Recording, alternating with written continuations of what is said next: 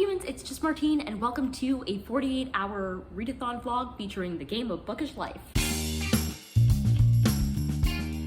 My great booktube friend Amy recently hit 1,000 subscribers, so to celebrate, she's doing a 48-hour readathon with her TBR game, the game of Bookish life. It started 7 p.m. PST, so 10 p.m. my time, but I was playing a game at the time, and it was a fun game even though I lost. But now I'm back, it's very late, it's just past midnight. I wanted to talk about the book that I want to read for the first prompt. The first prompt is not a great one for me. It's Animal Companion, and I didn't really know what to read for that, especially because I'm trying not to check out library books for this. I'm trying to use books that are in my room, and I know that probably won't be possible for like all the prompts, but I really wanted to try. I'm counting the boy, the mole, the fox, and the horse as animal companion. There are so many animal companions in this.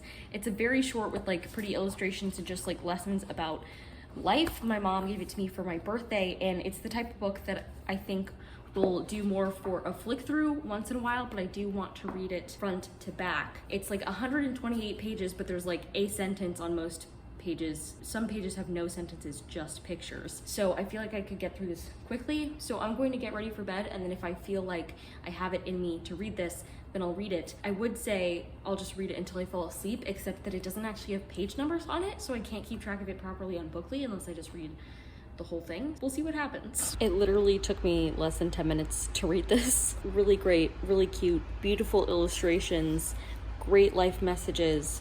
Definitely something I'll want to keep around, and I'm counting it for the prompt. So now I'm gonna get myself to bed. But a great start to the readathon. Technically a whole book finished, even though it took me 9.5 minutes to read. About to get the second prompt. Right, prompt number 2. Prompt 2. A book with flowers on the cover. Any kind of flowers. Oh no. But with flowers on the cover, that is not my vibe. Let's see if I have any here with any flowers on the cover. So if I wanted to do the hard version, I wanted to do a YA fantasy. Easy, the one that I would think about would be doing Our Violent Ends by Chloe Gong, but I'd really rather not do that. So let's see if there's any flowers on any of these covers I have. So let's talk about this.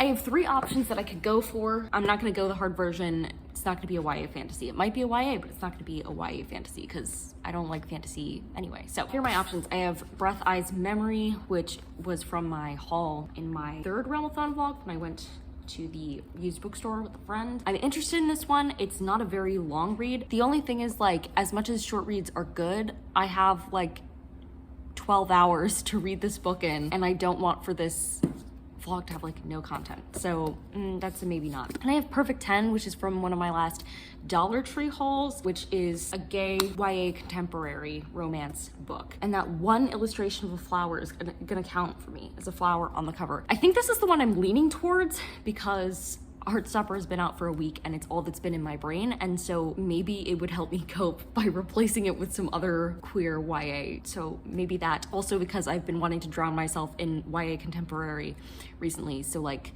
this would fit that vibe. And then my other option is The Honey Farm, which clearly has a lot of flowers on it. So the most flowers out of all these options, technically, but I'm not sure that this is the vibe. I think this is my vibe. I think this is the vibe today. So I think I'm going to be reading Perfect 10 by Elle Phillips, and I'm excited about it. Ooh, I didn't think I would get to read this anytime soon. Here we go. Truthfully, I was watching, to pass the time before the roll drop, I was watching Heartstopper interviews, and I was going to make the joke on here from the one scene with Tara and Darcy that, the roll drop came out, and so I was gonna be like, homophobia.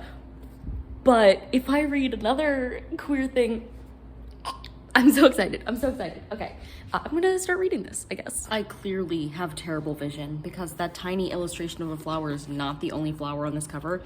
There are also sunflowers right here. Also, this might be able to count as YA fantasy in some ways, like very slightly magical realism vibes, because this guy performs a spell to try and find a boyfriend. So just saying, it might actually be the perfect fit. Perfect 10, perfect fit. Right now I'm 56 pages into it. I'm quickly gonna eat some pizza rolls and then I'll get back into it for a bit. Found myself a nice little spot to chill out and read for a bit, have some soda. Let's get to it.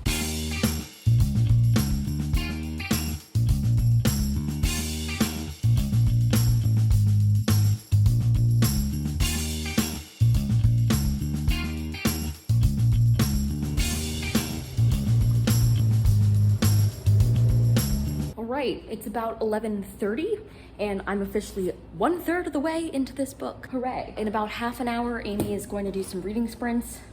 So I'll hop online to watch that. Sitting outside was so nice, so nice. And it was like in a really quiet time of day in the gardens and also a really quiet spot in the gardens. So only like 2 people walked past. The rest of it, I was just blissfully alone and the temperature was so nice and I was in the shade and it was just so lovely. The only bad thing I would think that happened up there is that in reading this book, one of the many love interests is a French exchange student. The lengths that the author went to phoneticize, is that how you would say it? Phoneticize the French accent on English words it was truly distracting, horrific, really. And I'm sure he's still going to be in more of this book, but like, it's just so distracting. Like the number of Z's, and so you're sitting there trying to figure out like, what's the word supposed to be that he's saying? I was like, I get it, he's French, but like, you don't have to show me that in every single word that he says with how you write it. It was just really distracting. I'm enjoying this book though. It's definitely going to have something interesting to say about like relationships and romantic droughts and such. I'm not sure how I'm feeling about the YA representation specifically because I always find it weird in YA books when teenagers do stuff that like, I know some teenagers do, but not all teenagers do. So like, there's a scene where they're smoking pot in this or something, and like I know that some teenagers do that, but like it's just not what I have in my head of what teenagers do, especially because, as I said, I've been obsessed with Heartstopper this past week, and that's just so wholesome that when teenagers do anything that's not wholesome, I'm like, oh, it's it's weird. There are moments where I really feel like the author is capturing high schoolers really well. They're awkward, they're very focused on things that like should not be the center of their attention. Also does realistically discuss the fact that they have homework without making it an uninteresting part of scenes. So I do appreciate that because oftentimes YA books like have a hard time finding that balance. They either have characters who never do their homework or they write it too much in like a distracting way. But this so far is like just enough of that. Yeah, I'm probably going to get some more reading done and I'll catch up with you in a bit. So let's get this party started. It's just past 1 and I'm like 67% of the way into this book. There was a moment in there where I was very uncomfortable with one of the love interests. Nothing bad happened. It turned out better than I thought it would. It is interesting though because the main character in this is making, I feel like, the same exact bad decision that Jay made in Jay's Gay Agenda that I just hated. I'm liking this one a bit more writing wise and stuff, but that one type of mistake, I'm like, no! And if he doesn't end up with the boy that I want him to end up with, I'm going to be very upset. It is interesting though because all of the love interests in this are so different, and so not only are we seeing different love interests, but we're seeing the main character and how he reacts in different ways. So him as one person being different types of love interests, like with one who's like a year or two younger than him, he takes the lead more. One who was a few years older than him, he was like less that way and was more being like dragged around. The different approaches, like it's just interesting to see the one character go through that differently. Bookly says I have like an hour and 2 minutes left in this book, so hopefully I'll be able to finish it during these sprints at some point. We're on a break right now for sprints, so I'm not making any progress, but I'm enjoying it so far. And I'm interested to see how it ends because it might really upset me. We'll see. Literally, as soon as we started the next sprint, the main character asked another character to be his boyfriend, and all I could think of was the boyfriend scene from Heartstopper season 1 and in the graphic novels. You're my boyfriend. I'm your boyfriend. We're boyfriends. It's a little past 2:30, but I just finished Perfect 10, and I'm going to give this a 4 stars. There were a couple things about it that bothered me. I touched on some of them. Another is the overuse of, when explaining there being 2 reasons for something, saying A, this, B, that. But still, it was overall really cute and like, not like traumatizing to the queer community in any way, which is really great and really rare. And so especially the type of story that I'm looking for after I've been obsessing about Heartstopper this week is another like pretty happy one. Like there are some sad moments, as there always are, otherwise like the characters wouldn't grow, but overall it was like a really positive experience. I'm happy about the decisions that were made in the end. There was a moment there where I was a little worried about things, but it all ended up okay. All the love interests were so interesting for different reasons. I definitely had my favorite, and I'm not gonna tell you what happened with him. The only thing I'd say though is that it's weird. Usually when I read a queer book, there are like queer characters of many different kinds in it, but this one felt like gay is the only queer option. I know that wasn't the message, but there was one character who like seemed to be bi, but they never labeled it as anything. So I don't know, that like could have been something, but it just wasn't emphasized enough for me to find it meaningful in any way. I don't know. I had a good time with this. Definitely fit into what I want with a YA contemporary right now. So that's exciting, especially because I've read a couple YA contemporaries this past week that have been less than impressive to me. So enjoying one again, I'm like, yay! The next prompt won't drop for another like 7 hours. So I guess I'll just have to read other stuff in that time, which I probably won't tell you about because it's not related. I'm definitely gonna take a break though, now that I've read this whole book. It's just past 5:30 and I wanted to give you a bit of an update. I haven't been reading since I last talked to you. My brain was like, oh my gosh, you just read a book straight through. We're tired of looking at words. So I was like, fair enough. So I made another Heartstopper edit and then I watched some Heartstopper, just like 2.5 episodes. Nothing too crazy. And it led me to reflect on like how much less insane I've been feeling since I made my first Heartstopper edit. This was only my second one, but I was talking about the process with my sister. And I think I realized that when I become obsessed with something, the only way for me to like properly cope with being obsessed with it and not just like combust is to make something out of that energy, right?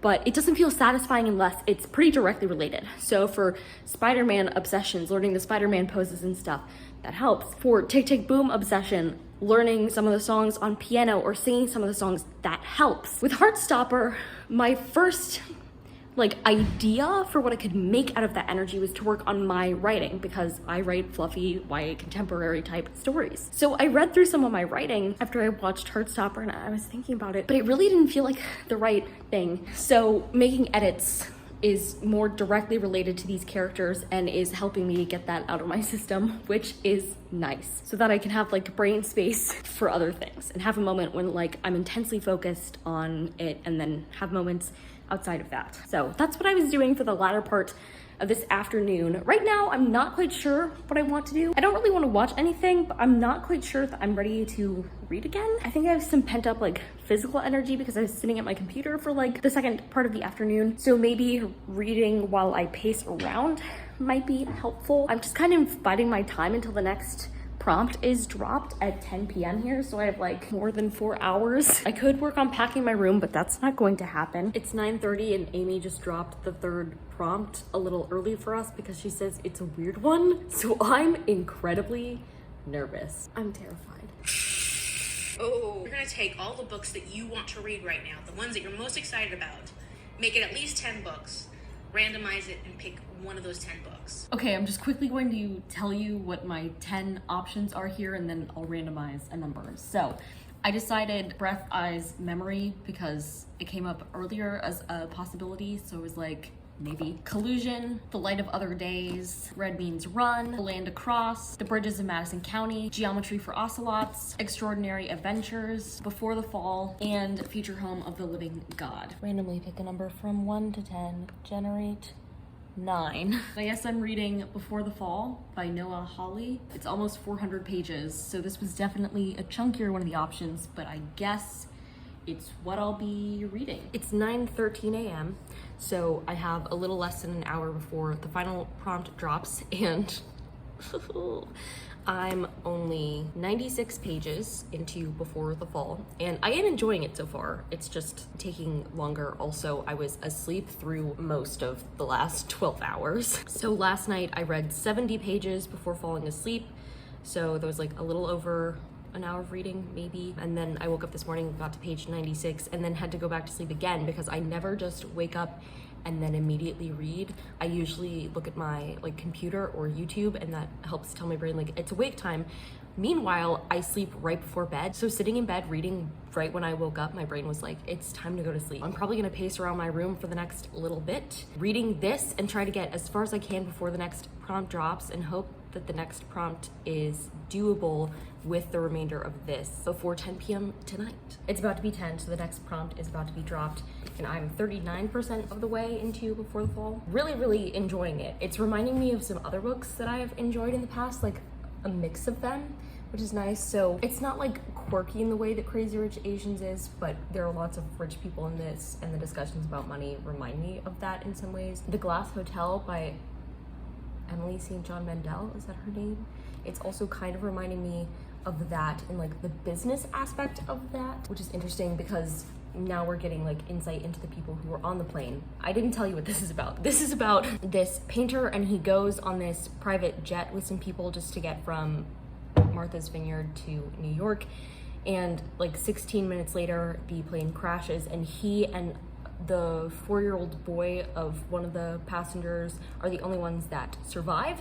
And so people are trying to figure out what happened, because the other people on board were extremely important.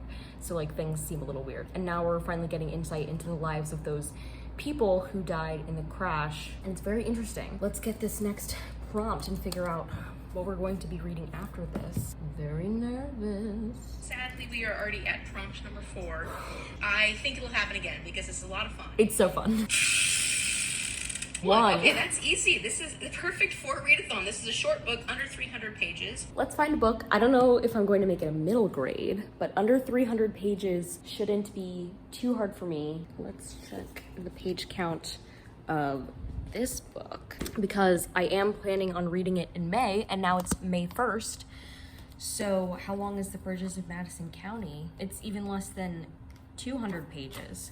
So definitely a short book. I think I'm going to go with The Bridges of Madison County. And now that it's a short book pick, I'm feeling better about finishing in time. I'm going to get back to reading Before the Fall and make as much progress as I can before I hop on reading sprints with Amy, and I think Bailey's joining, and I think Kayla. And I'm so excited to see them and talk to them and read some.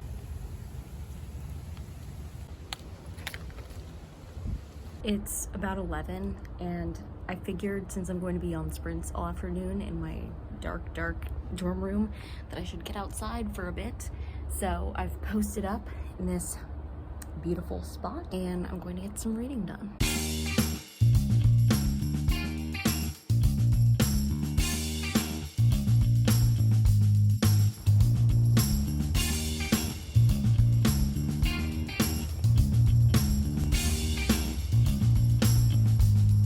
It's 11:45 and I'm getting ready to join the live sprints. I'm on page 254, still enjoying it.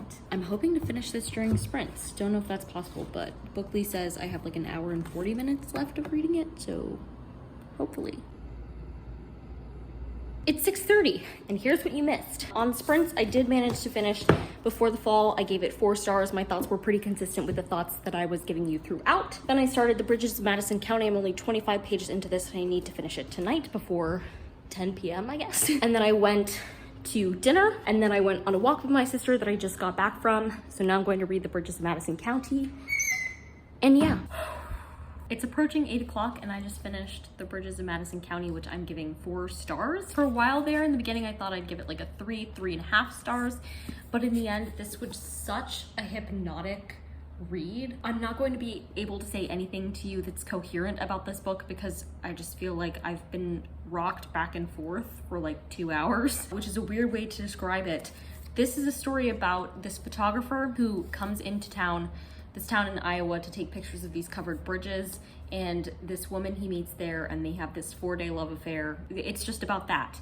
And so it wouldn't seem like it would be anything like crazy. And on the one hand, it's not, but also it's about like love lost, and it's just like a haunting story, and it's beautifully written, and like you get the like entrancing hypnotic vibes from it. Like I literally looked up at one point from reading it, and I was like what dimension am I in? I don't know. So it was an enjoyable read and definitely a quick one. I do think it had some of the same vibes, like I said, as The Age of Light.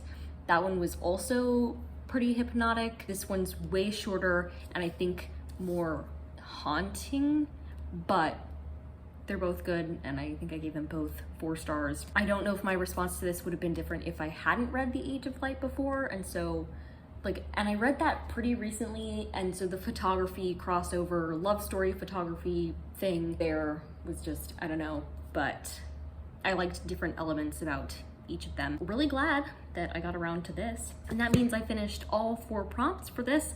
This was so fun. Like, I had the greatest time doing this weekend. If you like this video, go ahead and give it a big thumbs up and comment down below if you had to pick a book from the top of your TBR that fit all of these prompts. What would they be? Or did you participate in this round? If so, how did it go for you? And subscribe for more reading, writing, and college lifestyle content. And until next time, bye humans, bye!